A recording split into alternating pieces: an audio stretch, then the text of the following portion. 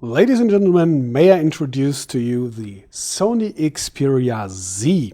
It's fresh from the CES Electronics show in Las Vegas, and it's Sony's brand new flagship because of its 5 inches big display, and it has for the first time full HD resolution. So that means we have 1080 pixels over here and 1920 pixels over here. So you have an extremely density of the pixels of that screen, as you can see over here, and we have 443 ppi. So to compare it to the all the other devices on the market, it's more than 50 or 60% more pixels per inch over here on the display. So it should be the sharpest display at the moment on the market, but we come to this later on. First, let me introduce the device itself, because it's extremely beautiful. It reminds me to the Nexus 4 with this mineral glass surface over here, and in the front the same, and it's very sleek. It's just 7.9 millimeters, and the weight is 145 grams.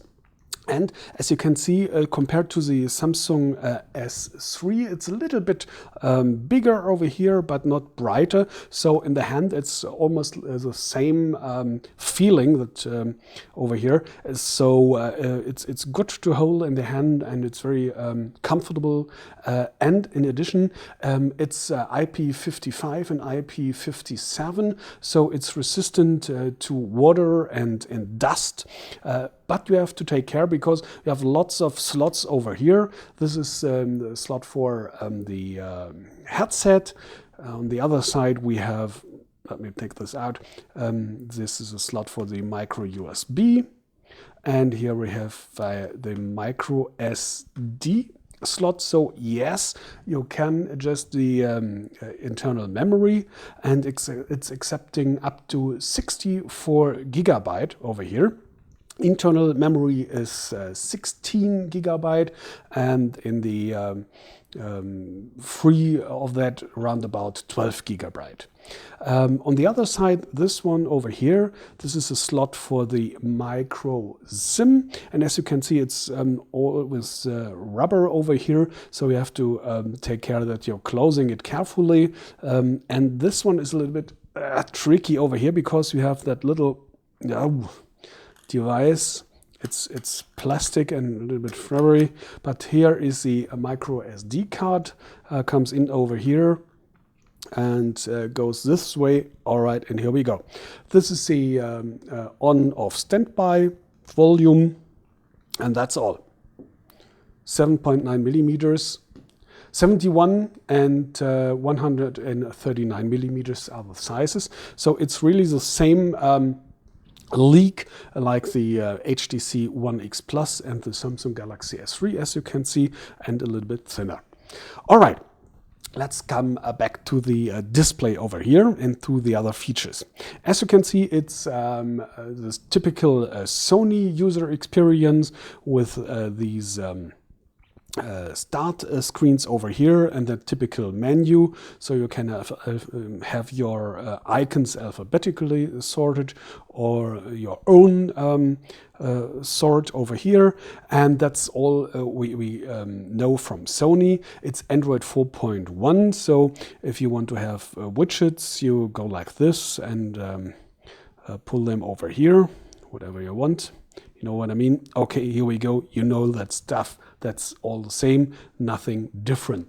But the processor is very interesting, because it's a quad-core processor and it's a Snapdragon S4 Pro with 1.5 gigahertz and 2 gigabyte RAM, so we have double the amount of RAM than normal, and especially this exactly the same configuration you have on the Nexus 4, and this one was very quick in the benchmarks, one of the quickest at the market, so I hope that the Xperia Z will be that quick too. So this is a typical gamer device. I guess you have high performance CPU, a big screen, high resolution, that would be great. And on the other side, you have a 13 megapixels camera, videos in Full HD, of course, and it's a new sensor. Sony calls it Exmor RS, and it shall make a lot more better photos, especially in bad light conditions.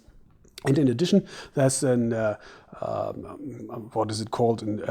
Super plus auto mode, whatever. So if we want to, this automatic mode will activate HDR and this suppression of the pixel colors.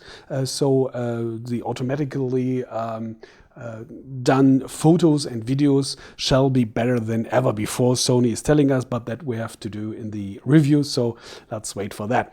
But it sounds all very well, especially it's LTE, it's NFC, and you have that big memory you can expand. So this combination sounds very well. But now let's go to the basics, especially to that picture density, because I wanted to show you the following picture over here.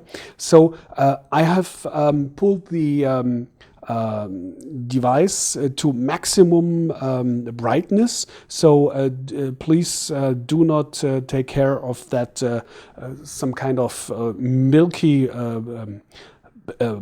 picture over here. Just please watch to the sharpness, and for that I want to have the S3 again over here with exactly the same picture, the same file over here and the same size. Okay, here we go. Again, do not watch the colors. This is AMOLED, this is LCD, and the contrast and everything. You can adjust all this. Just please watch the sharpness. And by the way, this video is in Full HD too. So if you can want to, please watch it in Full HD. So I hope you can see what I'm talking about, especially if you're watching, let's say, those crosses over here or on the bridge, those things, those details over here. They are definitely much more sharper on the S3, which has almost half of the pixel density than the Xperia Z. So I don't, and it's AMOLED and it's pixel. So you just have 2 subpixels instead of 3 subpixels like on the typical LCDs like this one over here. So it should be worse quality, but it isn't. I don't know. I asked Samsung, they couldn't tell me how they do that stuff, but this is the sharpest display I have seen on the market right now.